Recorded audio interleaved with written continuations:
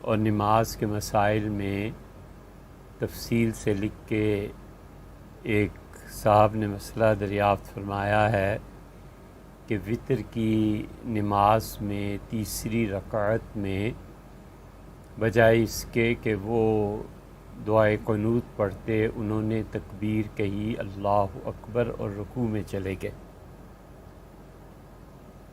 تو یہ مسئلہ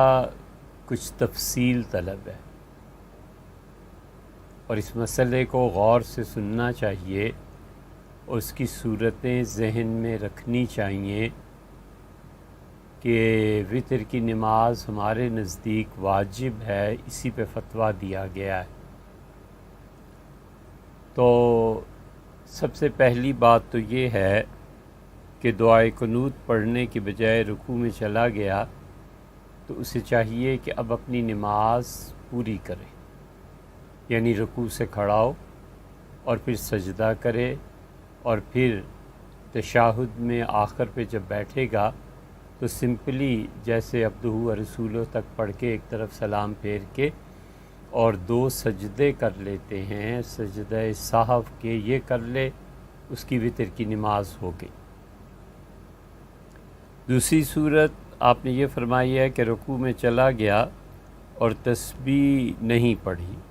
اور رکوع کو چھوڑ کر پھر قیام کی طرف لوٹ گیا،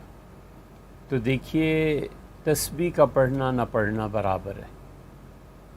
اس نے کیا کیا کہ رکوع میں چلا گیا اور کچھ پڑھا ہے یا نہیں پڑھا سب برابر ہے، اور رکوع سے قیام کی طرف نہیں آیا، تو یہ وہی پہلی صورت ہی بن جاتی ہے کہ رکوع میں جا کر پھر قیام کی طرف نہیں لوٹا، تو وہ تسبیح پڑھے یا نہ پڑھے سب برابر ہے۔ رکوع ضروری تھا، تسبیح کا پڑھنا واجب یا تسبیح کا پڑھنا سنت موقدہ وہ ایک الگ چیز ہے، مگر یہ کہ وہ چونکہ رکوع کیا اس نے اور آخر پہ سجدہ سہو کر لیا تو نماز اس کی ٹھیک ہو۔ ایک صورت یہ ہے جو آپ نے دریافت فرمائی ہے کہ قنوت کے لیے وہ دوبارہ کھڑا ہو گیا، تو یہ جو اس نے کیا گناہ کی بات کی، نہیں کرنا چاہیے تھا۔ رکوع میں چلا گیا تھا تو دعائے قنوت کے لیے دوبارہ کھڑا ہونا یہ ٹھیک بات نہیں کی اس نے۔ اب وہ رکوع کے بعد یہ جو قنوت کے لیے کھڑا ہو گیا ہے تو کھڑے ہو کے اس سے قنوت پڑھی یا نہیں پڑھی، دونوں صورتوں میں وہ سجدہ سہو کرے گا۔ لیکن یہ صورت یہ ہے کہ رکوع اس نے کیا اور پھر کھڑا ہو گیا دعائے قنوت پڑھنے کے لیے، تو اب اس نے اس کے بعد کیا دوبارہ رکوع کیا یا اس سے قنوت پڑھی یا نہیں پڑھی، وہ سیدھا سجدے میں چلا گیا۔ اگر تو اس نے رکوع کو چھوڑ دیا تو الگ صورت ہے، رکوع کو دوبارہ کیا تو الگ صورت ہے۔ اگر تو وہ چلا گیا وہیں سے کہ قنوت کے لیے کھڑا ہوا تھا اور پھر اس نے قنوت پڑھی یا نہیں پڑھی تو سجدہ سہو کر لے گا تو یہ کافی ہو جائے گا۔ سیدھے وہ اگر سجدے میں چلا جائے تو سجدہ فرض ہے، اس نے تاخیر تو نہیں نہ کی، سجدہ فرض ہے نا، اس نے تاخیر نہیں کی، بلکہ قنوت پڑھی یا نہیں پڑھی دونوں صورتوں میں وہ ڈائریکٹ سجدے میں چلا گیا، آخر پہ وہ سجدہ سہو کر لے، نماز ہو جائے گی اس کی۔ اچھا، اور اس نے کیا کیا کہ وہ رکوع سے لوٹا اور اس نے دعائے قنوت پڑھی اور پھر بغیر رکوع کیے جو سجدے میں چلا گیا، تو اب تو نماز فاسد نہیں ہوگی لیکن سجدہ سہو کرے گا۔ اور اگر اس نے یہ کیا کہ وہ رکوع کی طرف آ گیا تو یہ دوبارہ جو اس نے رکوع کیا ہے تو اس نے سجدے میں تاخیر کر لی، تو اب دوبارہ رکوع کیا تو چونکہ اس نے جان بوجھ کے تاخیر کی ہے تو نماز یہیں ٹوٹ جائے گی، اسے چاہیے دوبارہ وتر پڑھے۔ اور اگر مسئلہ سیکھا ہی نہیں تھا، پتہ ہی نہیں تھا، تو بھی نماز نہیں ہوگی، نماز دوبارہ پڑھے۔ اور اگر اسے مسئلہ پتہ تھا کہ مجھے اب جانا ہے سجدے میں قنوت پڑھنے کے بعد، مسئلہ اسے پتہ تھا لیکن غلطی سے رکوع میں چلا گیا، مسئلے کا علم نہ ہونا کوئی عذر نہیں ہے، لیکن اسے پتہ تھا اور غلطی سے اس نے رکوع کیا تو سجدے میں تاخیر ہو گئی، تو پھر کچھ نہیں ہے، پھر سجدہ سہو کرے اور اس کی نماز اس پہ پوری ہو جائے گی۔ تو کل 3 صورتیں بن گئی۔ ایک رکوع میں آیا، ہم اس کی تکرار کر رہے ہیں، دوبارہ کہہ رہے ہیں، رکوع میں آیا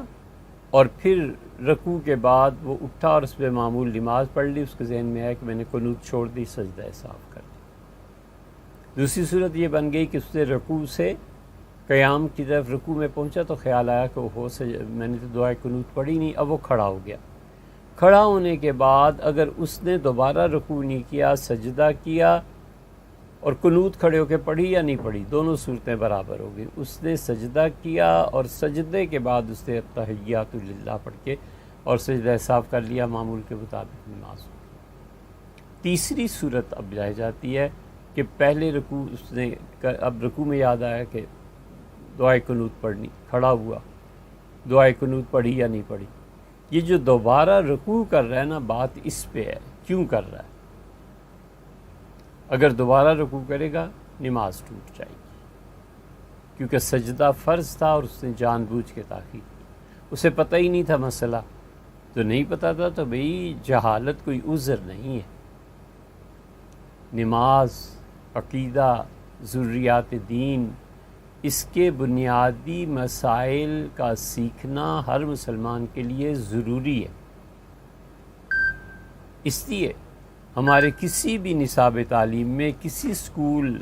کسی کالج، کسی یونیورسٹی میں دین کی یہ جو بنیادی باتیں ہیں نہ پڑھائی جاتی ہیں نہ تعلیم دی جاتی ہے۔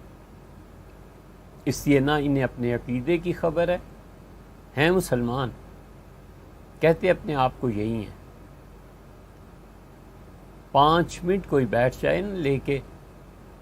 اور حضور اقدس صلی اللہ علیہ وسلم پہ اعتراضات شروع کر دے، اللہ کی کتاب پہ، سنت پہ، نماز پہ، تو بولتے نہیں بنتی، بالکل چپ ہو جائے گا۔ اور ہیں یہ سب ماشاءاللہ مسلمان ہیں، اور کوئی اسکول کالج ایسا نہیں جہاں پہ یہ تعلیم دی جائے، اور ان سے نعرے لگوا لو، جذباتی باتیں کرا لو، اور نماز تک کے مسائل معلوم ہیں۔ اللہ قرآن میں کہتا ہے نماز پڑھو ولا تکونوا من المشرکین، اور شرک نہ کرو۔